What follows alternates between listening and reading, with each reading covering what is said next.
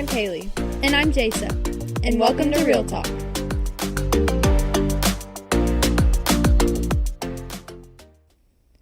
So for most of our episodes, we're going to include a quote at the beginning that will set the tone for the episode, followed by our personal stories and ending with motivation to help teens who are going through the same thing.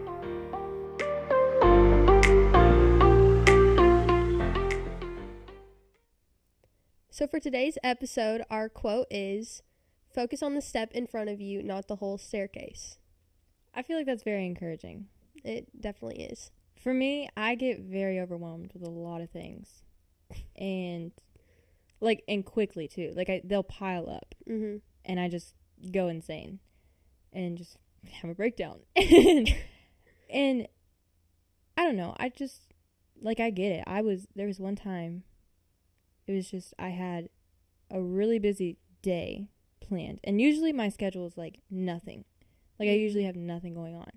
So it's just perfectly timed at each place and everything.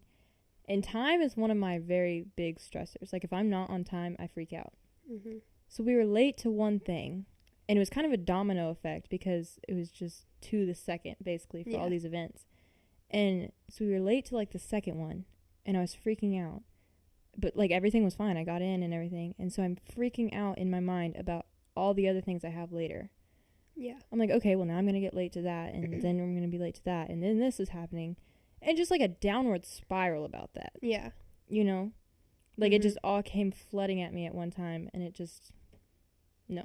Kind of like a burnout, honestly. I definitely can relate to that because I am so busy all the time. Yeah, she has the busiest schedule. I have an insane schedule. Mm-hmm. I do everything. And it just becomes, and I get easily overwhelmed. Don't actually, I went and cried to Kaylee in the bathroom the other day because I was so overwhelmed because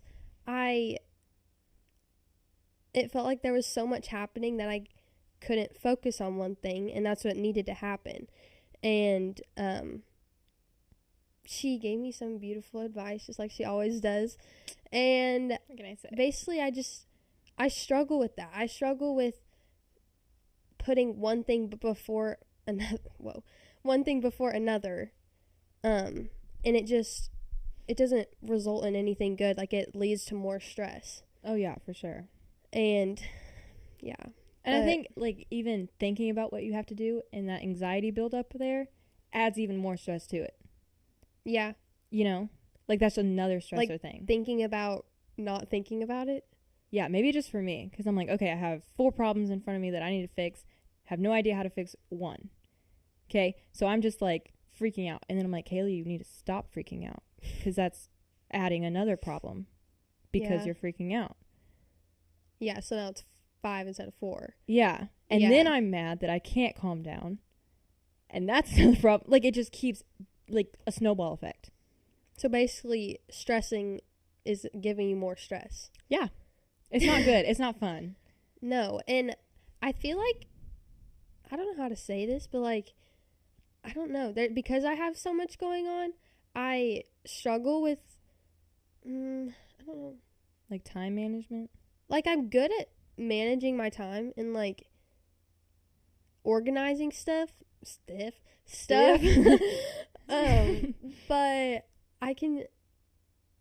I guess what you're saying, when I don't have something organized, then it's even more I don't know. Yeah. That adds more stress when something isn't organized and I'm not paying attention to one thing more than I am to the other. Yeah. And I feel we're all guilty of it. Yeah. Even if you don't have a busy schedule. Oh, for sure. It can be an internal problem or because I have internal problems and then I have all my activities and then I have I have internal problems too. But no, it makes sense. Even if you do nothing, then I feel I don't have a busy schedule. Most of the time I'm just reading or on my phone or something. And then I'm well, I should be doing chores. Or I could play with Kinley. Or I could be doing this. I should be working out. I should journal. And then I'm mad that I don't do those things. Yeah. You know? Being productive. I have no energy to be productive. But then I'm mad at myself for not doing I don't have any anything. motivation when it comes to Yeah. anything not having to do with like dance or like something that I care about, you know. And I feel like especially like for high schoolers, mm-hmm. school is a big part of it. And especially now, like in high school, Yeah. it's definitely gotten more for sure. overwhelming. Like the work and even though COVID like has resulted in a little bit less, I think. But it's still, I feel like it's less work, but more, you have to be more organized with it. It's I would say there's still online. a balance. Like there's a balance of the amount of stress. Like I think it's the same, but in a different way. Yeah. But I mean, like no matter where you go, you're gonna have stress. Mm-hmm. No matter who you are, you're gonna have stress. Yeah.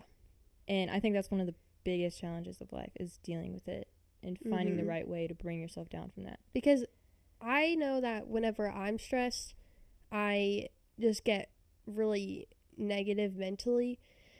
Kind of just ruins your whole day. Like it's definitely not helpful to yourself.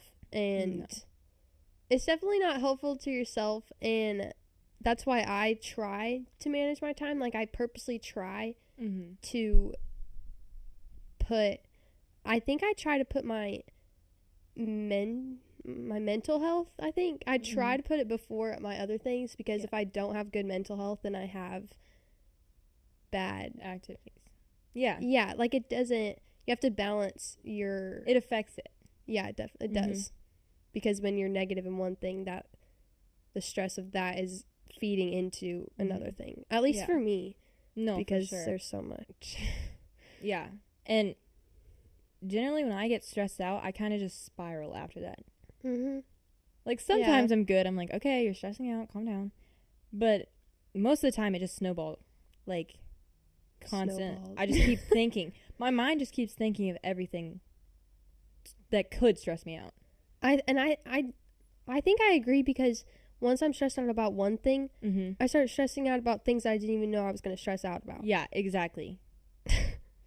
Which, if you didn't stress out in the first place, then that wouldn't happen. And so when you focus on the step in front of you and not the whole staircase, then that... Yeah. And what I was telling Jason in the bathroom, like she was saying, we had, like, she was nervous. Stressed out. Just stressed out about... She does pom and does dance and does school, and the whole podcast thing was just getting started. Yeah. And it was a lot, and she had a big, like, she has to edit the whole thing. I do, like, nothing. I'm just here. It is so overwhelming, guys. Like, this quote ties into that, because I can't even, like, I'm in a digital media class. Shout out to Miss Harris. Love you, Miss Harris. But I get a lot of help from her, and that's really good. Like, that is a bonus to me doing it, because I already, like, have it on my computer, and that's why I'm doing it instead of her.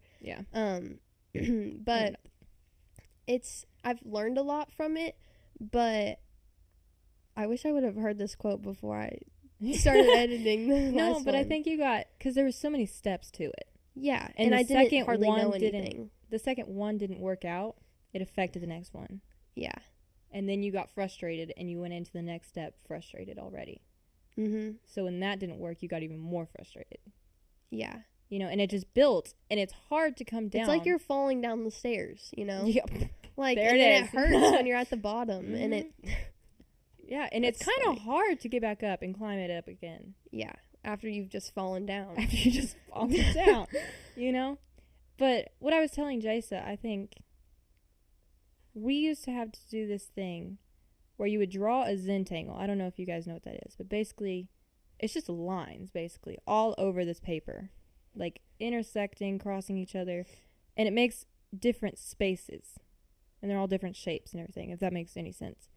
And my friend told me, she was like, okay, color every single one a different thing. Different color, different pattern, just color it. So each individual space, I was like, okay, pink stripes, purple dots on this one, green squirrelies. Like, each one was a different design, different color.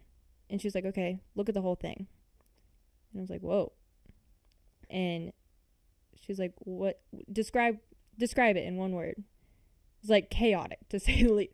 Like 28 different designs, all these different colors, and it's like, you know, intense designs too. It wasn't, you know, and I was like, chaotic is what that is.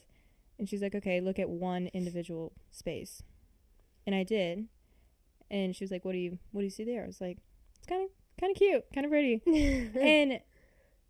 And she was like, okay, relate that to life. Relate it to your problems. If you look at all your problems on one paper, all in front of you, lay them all out in front of you, that is chaotic. Yes. That is insane. And I think that's where we get very, like, burnout on that. Yeah. Because then you think, how in the world am I supposed to solve this? It's like a whole knotted string. Mm-hmm. You're like, how in the world am I going to untangle this? Yeah. But if you focus on one square, it's not that bad. You know? If you find that end of the string, then you can loop that through. Mm-hmm. You know what I mean? So, relating to the staircase, we kind of look at this whole, mansion of a staircase there, and you think, how in the world am I going to climb this? Take one step at a time. Just that first step, as hard as it may be, as high, low, I don't care. Step. Do it. One at a time. And you might find that, how you were saying in the Zentangle, how one of the squares, when you were looking at one, that was pretty. Mm-hmm. And there was something beautiful there. Yeah. I think that can also be, like, when you do relate, not when you relate, but when you do focus on one stair, then you might find something in it that you wouldn't find if you were focusing on the whole staircase. Like she wasn't looking at each individual one. She was looking at it as a whole. And when you're looking at it as a whole, then that's more overwhelming than the one square that you might find pretty, and then you might find something in it that you didn't intend to, which benefits you or something. Oh, yeah. I think anywhere you go, you find a lesson. Mm-hmm. No matter what you do. Everything happens for a reason, and then it's like, that leads to something good. Mm-hmm. Most of the time. If it doesn't, then you learn from that, and you learn from the fact that, okay, that isn't what I want. Or I genuinely believe that no matter how hard the situation may be, there's something good that can come out of it. Yeah. It may not be the best thing in the world. It may be nothing compared to how bad it was. Mm-hmm. But it's something. And it could even be like you could even just learn a lesson from it. Like, for example, say you had a breakup with someone, and he was if you're a girl, and he was a bad, he, like, wasn't good for you or whatever. Then you learn, you learn what you don't want in a relationship. Mm-hmm. Like, even though it's hard in the moment. And maybe what you got out of it was so much just kind of just not even worth all the pain that you had to go through. Yeah, like, that's what it's feeling like. Mm-hmm. And then you think about it, and you look at the one square, and it's like, okay, actually, I see that I've learned that now I know what I do want in a relationship. Yeah. And I don't know. I think anything good, like you said, anything good can come from anything. Mm-hmm. And, yeah. I mean, sometimes it is hard as heck. Yeah. To climb that staircase. Sometimes I feel like I have 2 broken legs and I got to climb this thing. And I'm like, you might need some assistance, with, like, climbing gear and stuff. You might need a friend who's going to say, come on, Kaylee. Come on. Who's going to help you up. And, anything. And if you're alone, crawl your way up. Yeah. Crawling still gets you up. Like, you're still moving. So. Let's say you broke your arms and your legs. You are just not there. Mm-hmm. Roll your body up the stairs. Like, I know it's hard, and I know it sucks, and I know everybody kind of has a different degree of an injury in a way.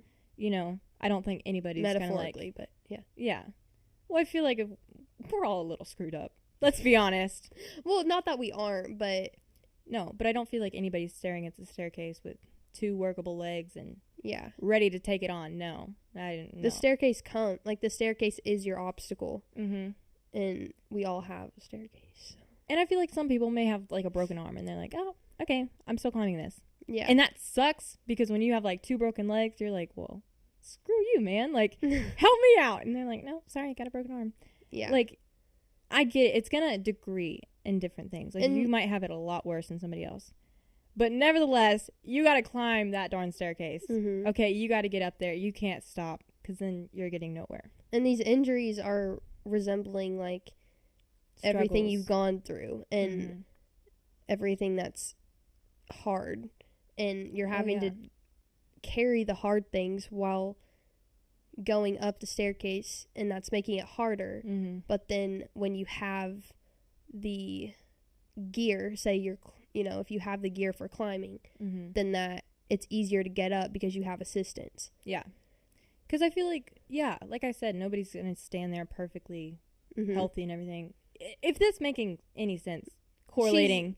Using her analogies and it's kind of my thing. But, like, I suffer with, like, really bad anxiety. Mm-hmm. And it's kind of like a second monster in your head. Mm-hmm. You know? And the second I try to focus on that one step, it's like, hey, look above you.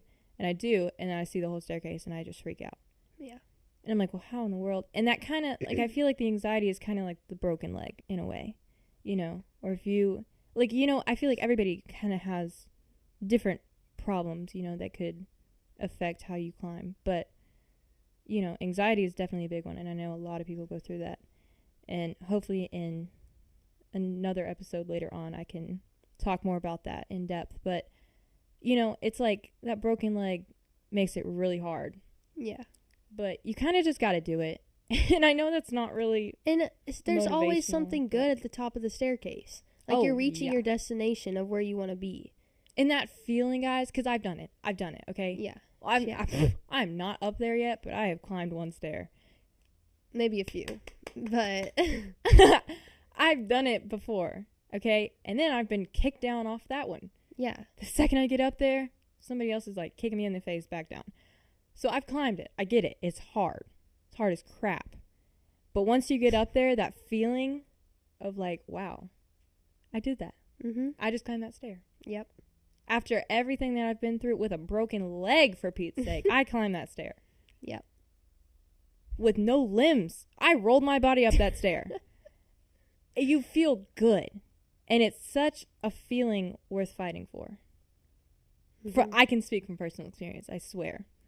Not that I haven't, but like, like we're all making our way up, and yeah. And don't get discouraged. Again with the analogies. If you see someone like 3 steps above you, you can't let that discourage you. Mm-hmm. Because everybody moves at a different pace. Because you don't know what they've have gone through to get to that staircase that's three stairs above you. Yeah. So I just kind of closing this whole thing up. Don't look at the entire staircase as a whole. Don't look at all your problems laid out in front of you, because that's going to overwhelm you, and that does nothing good for anybody, honestly. The problems don't get solved when you're freaking out. You are not capable of solving the problems when you're being freaked out. Yeah. So it's just a lose-lose situation. So lay out all your problems. Yeah, do it. Prioritize them. What needs to get done first? Okay, and I know you're like, oh, well, I have 3 things that need to get done right now. Out of those 3 things, what needs to be done first? Prioritize them in a list. What can wait? And take that problem on one at a time. Mm-hmm. Don't think about what else you have to do. Look at that one problem in front of you. Say, how do I fix this? And if you don't know how, ask somebody else. Trial and error. But focus on that one problem. Focus on the one step in front of you. Okay? And once you overcome that, push that aside. Okay, who's next? You know? Yeah. I find that making a list is so beneficial because when you have so much and you see it laid out in front of you, and then that's where you can see, like, out of everything that you wrote down, you can tell which one is most important. And maybe I've done it where I've written everything that I have in my head. I'm like, oh, there's only like 5 things. There's not, like, it's not that big of a deal. But then that's easier to do. It's easier to overcome it whenever you realize that there's less. Yeah. And I will say one more thing. Take out the emotional side of it, because that adds so much more than it actually is. Okay? Like, if you have a problem and you're freaking out about this because this affects how I do this and that is going to change my mindset for this or whatever, take out the emotion. Put your friend in your place or something. Okay. Let's say you have a choir audition or something, and you're just freaking out about it. You completely bombed it in your head. You can do so much better than that. Put your friend in that situation. Have them do the same exact thing you did. Okay, well, they messed up on that beat, and they missed this note. Oh, well, it's kind of not as bad as I was thinking. Take out the emotional side of it, because that adds so much more stress to it. You know, because we judge ourselves on it. I could have done so much better on that. Da-da-da-da. Yeah.